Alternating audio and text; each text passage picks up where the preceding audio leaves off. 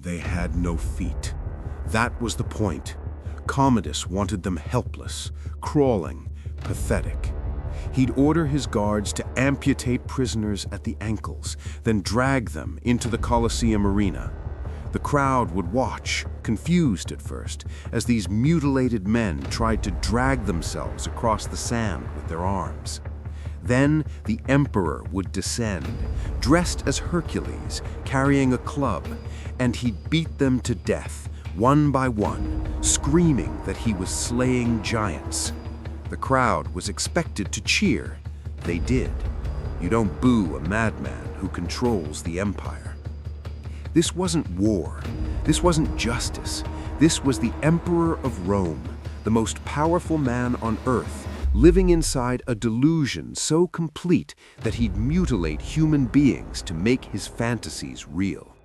He genuinely believed he was Hercules reborn, not metaphorically, actually believed it. And Rome, exhausted, terrified, disgusted, had to play along for 12 years. But here's what will shatter everything you think you know about power. This man, this self-proclaimed god who killed giants for entertainment, who renamed the entire empire after himself, who forced senators to worship him as Hercules, died naked, vulnerable, strangled in his own bath by the people closest to him. His lover found her name on his execution list. His wrestling partner decided the invincible Gladiator needed to learn what real combat felt like. And on the last day of the year, December 31st, 192 AD, the man who thought he was immortal discovered he was just flesh, just breakable, just human. This is the story of Commodus, not the Hollywood version, the real one. The progression from golden prince to delusional monster. The Colosseum performances that bankrupted Rome, the conspiracy that killed him, and the bath where the mighty Hercules drowned in his own blood. It starts with the greatest irony in Roman history. Commodus was the son of Marcus Aurelius, the philosopher-king, the man who wrote Meditations, one of history's greatest works on virtue, duty, self-control. Marcus Aurelius represented everything noble about Rome: wisdom, discipline, service to the state above self. His son represented the opposite of every single value his father stood for. Marcus Aurelius broke a tradition. For 80 years, Roman emperors had adopted the best man available as heir. They chose based on merit, capability, character. It created the 5 good emperors, Rome's golden age: peace, prosperity, expansion, the empire at its peak. But Marcus Aurelius had a biological son, and he couldn't resist. He broke the adoption system. He named Commodus as heir. It's debated whether he truly believed his son was worthy, or whether he feared a civil war if he passed over his own blood. Either way, it was the decision that ended Rome's golden age and began its slow collapse. Commodus became co-emperor at age 16. His father tried to mold him, educate him, prepare him. It didn't take. Young Commodus was already showing signs of what he'd become: cruel, vain, obsessed with pleasure and spectacle. But Marcus Aurelius held him in check, kept him restrained. Then, in 180 AD, Marcus Aurelius died. Some whisper Commodus had him poisoned. No proof, but the timing was convenient. The philosopher-king's death freed his son from the last restraint on his nature.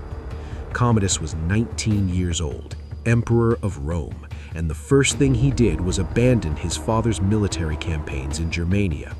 Marcus Aurelius had been fighting for years to secure the northern borders. Commodus signed a quick peace treaty, gave away territorial gains, and rushed back to Rome. Why? Because Germania was cold, dangerous, and boring. Rome had the Colosseum, Rome had gladiators, Rome had an audience, and Commodus needed to be seen. The Senate expected a young emperor to lean on advisors, to learn, to grow into the role slowly. Instead, Commodus surrounded himself with flatterers and immediately began dismantling everything his father built.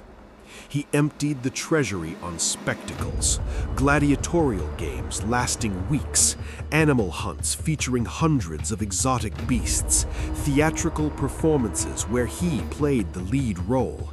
The crowd loved it at first, free entertainment, bread and circuses, but the cost was astronomical. His advisors tried to restrain him, tried to explain that Rome's finances couldn't sustain this spending. Commodus had them executed. Anyone who said no became an enemy. Anyone who questioned him became a traitor. Within 2 years, the competent administrators Marcus Aurelius had assembled were dead or exiled, replaced with yes-men, with enablers, with people who understood that survival meant praising every insane decision the emperor made. And the decisions were getting more insane. Commodus began appearing in the Colosseum not as spectator, but as participant. At first, it was animal hunts, safe, controlled displays where he'd kill lions, bears, and elephants from a protected platform. The animals were already wounded, drugged, or restrained. He was in no danger, but the crowd was told to treat him as a mighty hunter. Then he started fighting as a gladiator, sort of. His opponents were given blunted weapons or ordered to lose. Every fight was rigged, every victory was guaranteed, but Commodus believed he was genuinely skilled, genuinely unbeatable. He'd strut through the arena afterward, demanding worship. The Roman aristocracy was horrified. Emperors didn't fight in arenas. That was entertainment for slaves and criminals. It was beneath the dignity of the office. Worse, Commodus was charging the Roman treasury 1 million sesterces for each appearance. The state was paying the emperor to humiliate them. But no one could stop him, because Commodus had the Praetorian Guard, and he'd bought their loyalty with money, privileges, and the freedom to abuse their power without consequence. The delusion deepened. Commodus began identifying himself as Hercules, not just in the arena, everywhere. He commissioned statues showing himself in a lion skin, carrying a club. He demanded senators address him as Hercules, son of Zeus. He renamed the months of the year after his various titles. January through December no longer existed. Now it was Amazonius, Invictus, Felix, Pius, Lucius, Aelius, Aurelius, Commodus, Augustus, Herculean, Romanus, and Exuperatorus. Rome itself was renamed. No longer Rome, now it was Colonia Commodiana, the colony of Commodus. The Senate, the legions, the people, they all had to pretend this made sense, had to use these names in official documents, had to speak them aloud without laughing, because laughter meant death. The Colosseum performances grew stranger. Commodus would dress in animal skins and hunt ostriches with specially designed arrows. He'd decapitate them mid-run, then parade the severed heads before the Senate, forcing them to applaud. He killed 100 lions in a single day, shooting them from a safe walkway above the arena floor. The crowd was told this proved his divine strength. And then came the giants. Commodus became obsessed with Hercules' legendary battles against giants. But there were no giants in Rome, so he created them.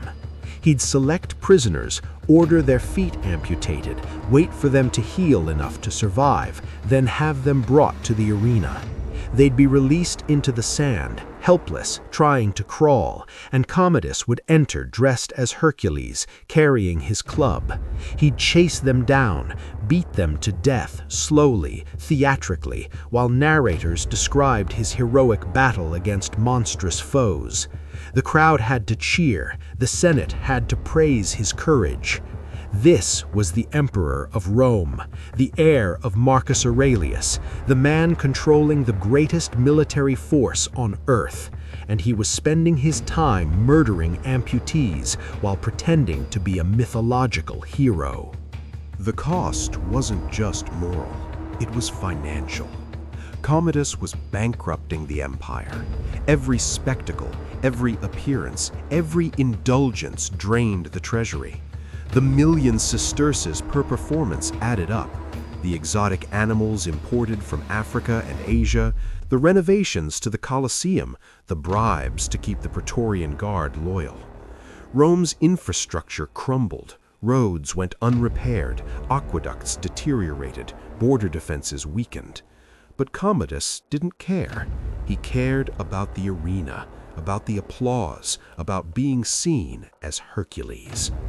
His closest attendants began to worry, not about Rome, about themselves, because Commodus was increasingly paranoid. He saw conspiracies everywhere, and he dealt with suspected betrayal through execution. No trial, no evidence, just accusation and death. His inner circle walked on knives. They had to praise him constantly, agree with every decision, laugh at every joke, show appropriate awe at every performance. One wrong word, one moment of hesitation, and you'd be added to the list. The list.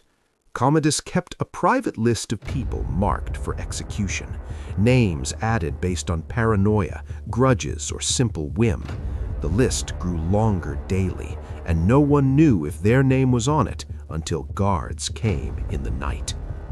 Among those closest to the emperor were two people who had particular reason to fear. Marcia, his mistress, a former slave and concubine who'd risen to become the most powerful woman in the palace. She managed his schedule, controlled access to him, and wielded enormous influence. But she knew Commodus, knew his moods, knew that today's favorite was tomorrow's victim.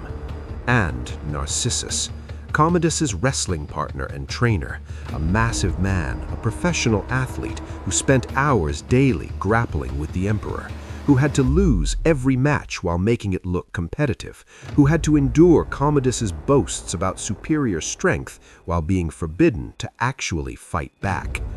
Both of them were tired, frightened, and increasingly certain they'd be killed soon.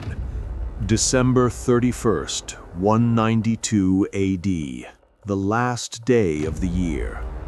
Commodus planned a special performance for the next morning, New Year's Day.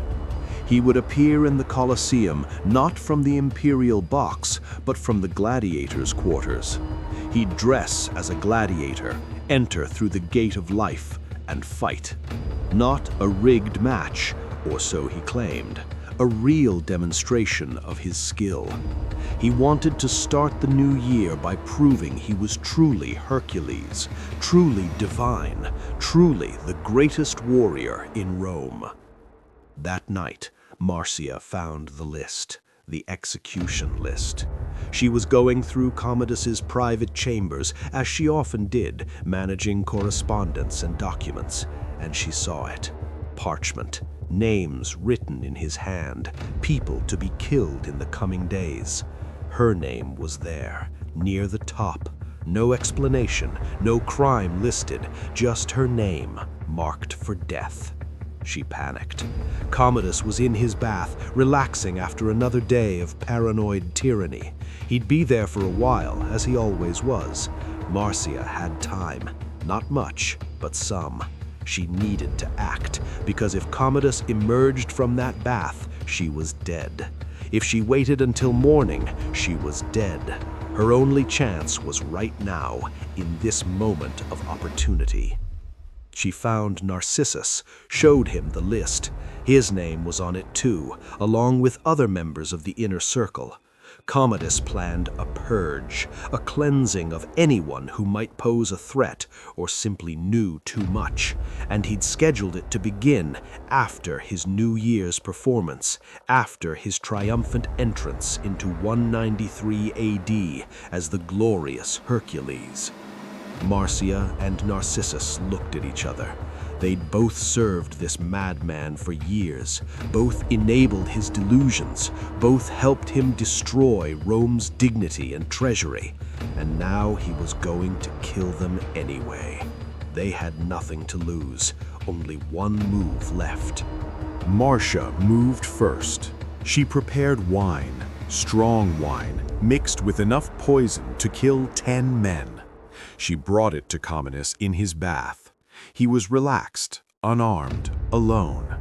The massive bathroom echoed with his voice as he spoke about tomorrow's performance, how he'd prove his divine strength, how Rome would finally understand his greatness. He drank the wine, all of it. Marcia watched, waiting for him to collapse, waiting for the poison to stop his heart or shut down his lungs. But Commodus had spent 12 years consuming massive amounts of food and wine. His tolerance was extraordinary. The poison made him sick, violently sick, but it didn't kill him. He began vomiting, convulsing. Marcia realized the poison had failed, and now Commodus would know she'd tried to kill him. In minutes, he'd recover enough to call for guards, and her death wouldn't be quick, it would be creative, public, a message. She ran to find Narcissus. The wrestling partner was waiting nearby, already understanding the plan might fail. When Marcia appeared, terrified, explaining the poison hadn't worked, Narcissus made a decision. He was a professional athlete, massive, powerful, trained. Commodus was sick, weakened, naked in a bath. It had to be now. Narcissus entered the bathing chamber. Commodus was on his knees, still retching from the poison, confused and disoriented. He looked up, saw Narcissus, and in that moment probably understood everything. The betrayal, the conspiracy, the fact that his supposed divine protection meant nothing. Narcissus didn't hesitate. He grabbed Commodus by the throat. The emperor tried to fight back. 12 years of playing at being Hercules, 12 years of rigged gladiator matches, 12 years of beating helpless prisoners and calling it combat.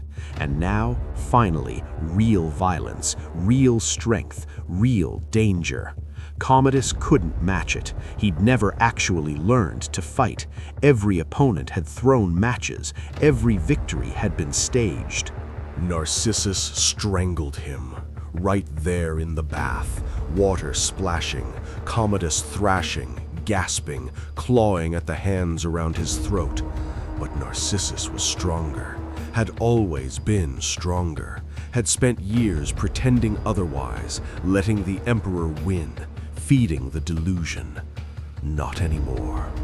Commodus died naked, soaking wet on the floor of his own bathroom. The mighty Hercules, the divine warrior, the slayer of giants, reduced to a choking, desperate man who couldn't even defend himself in his final moments. The irony was complete, poetic. The Gladiator Emperor killed where he was most vulnerable. Marcia and Narcissus stood over the body. They'd crossed a line that couldn't be uncrossed, but they weren't finished. Because the Praetorian Guard needed to be managed, the Senate needed to be informed, and most importantly, they needed a new emperor immediately, or Rome would descend into civil war. They contacted Pertinax, a respected senator, former general, the kind of steady administrator Rome desperately needed. He was hesitant. Becoming emperor after assassinating the previous one was dangerous, but Marcia and Narcissus convinced him, showed him the execution list, explained that Commodus had planned to kill dozens of senators and officials, that this wasn't murder, it was prevention, self-defense, saving Rome. Pertinax agreed. He had the support of key military commanders and enough senators to claim legitimacy. The Praetorian Guard was bribed into acceptance. The official story was crafted. Commodus had died of natural causes, a sudden illness, very tragic, very unfortunate, but Rome must continue. The body was quietly disposed of. No state funeral, no honors, no tomb in the mausoleum of emperors, just removal, erasure, as if 12 years of madness could be buried with the corpse. But Rome remembered. The Senate immediately began dismantling Commodus's legacy. His decrees were cancelled, his renamed months reverted to their original names. Colonia Commodana became Rome again. His statues were torn down. The damnatio memoriae was swift and brutal. Damnation of memory. Rome's way of erasing emperors who had shamed the empire. Commodus's name was chiseled off monuments. His face was removed from official portraits. Laws passed during his reign were reviewed and often reversed. The Senate wanted him forgotten, wanted to pretend those 12 years never happened. But you can't forget that kind of damage. Commodus had proven something terrifying about imperial power, that one man's madness could destroy decades of progress, that the Pax Romana, the Roman peace that had lasted nearly 2 centuries, was fragile, dependent on the character of whoever wore the purple. Marcus Aurelius's mistake, choosing blood over merit, had consequences far beyond Commodus. It broke the adoption system permanently. Future emperors would favor their sons over qualified outsiders, and those sons, raised in unimaginable luxury and power, would often be just as unfit as Commodus. The year 193 AD, the year after Commodus died, saw 5 different emperors. Pertinax lasted 3 months before the Praetorian Guard murdered him. They then auctioned the imperial throne to the highest bidder, literally, held a bidding war where wealthy Romans could purchase the empire. It sold to Didius Iulianus, who lasted 2 months before being executed. The damage Commodus caused, the precedent he set, helped trigger the crisis of the 3rd century. 50 years of chaos. Emperor after emperor, most murdered within months. The empire fragmenting, barbarians invading, plague, economic collapse. Rome never fully recovered. The empire that seemed eternal under Marcus Aurelius was mortal after Commodus. But here's what haunts history the most. The giants. The prisoners with amputated feet. The men Commodus beat to death while living inside his mythological fantasy. Those men had names, families, lives, and they were erased from history just as thoroughly as Commodus himself. We don't know who they were, how many there were, what crimes, if any, they'd committed. All we know is that a madman decided he was Hercules, and to make that delusion real, he mutilated human beings and killed them for entertainment, while the crowd cheered, while the Senate watched, while Rome pretended this was normal. That's the true horror of Commodus, not just his individual cruelty, but the system that enabled it. The thousands of people who could have stopped him and chose not to. The Praetorian Guard who protected him, the senators who voted him honors, the citizens who applauded his performances, the attendants who carried out his orders. Everyone was complicit. Everyone played their part, because resistance meant death and survival meant cooperation. So Rome cooperated with madness for 12 years. The bath where Commodus died doesn't exist anymore. The palace has been excavated, rebuilt, destroyed, and rebuilt again over 2,000 years. But somewhere beneath modern Rome, in the foundations of the ancient imperial residence, is the spot where the mighty Hercules choked out his last breath, naked, poisoned, strangled by his own wrestling partner. All the delusion stripped away in the final moment, all the pretending finished. Just a 31-year-old man who'd wasted his father's legacy, bankrupted an empire, and murdered countless people for no reason beyond feeding his fantasy. His last thoughts are unknown. Did he understand, finally, what he'd become? Did he recognize the betrayal as justice, or did he die still believing he was Hercules, confused why the gods didn't save him? We'll never know. What we do know is that Marcia and Narcissus weren't punished. The new regime quietly rewarded them, recognized that they'd done what the Senate couldn't, what the army wouldn't, what Rome desperately needed but was too afraid to attempt. They'd killed the monster in the bath, and in doing so, they'd proven that even emperors who believe their gods can bleed, can choke, can die like anyone else. The story of Commodus is a warning that echoes across time about what happens when power has no limits, when delusion replaces reality, when no one has the courage to say no, when survival demands complicity with madness. Marcus Aurelius wrote in his Meditations about duty, virtue, and service. His son ignored every lesson, chose spectacle over substance, chose delusion over truth, chose performance over governance, and Rome paid the price for generations. But there's one final irony. Commodus wanted immortality, wanted to be remembered as Hercules, as divine, as eternal, and in a way, he got his wish. 2,000 years later, we still tell his story, still remember his name, just not the way he hoped. Not as a god, not as a hero, but as a cautionary tale. The emperor who killed giants that never existed and died naked in a bath, strangled by the people he trusted most. The mighty Hercules, reduced to nothing.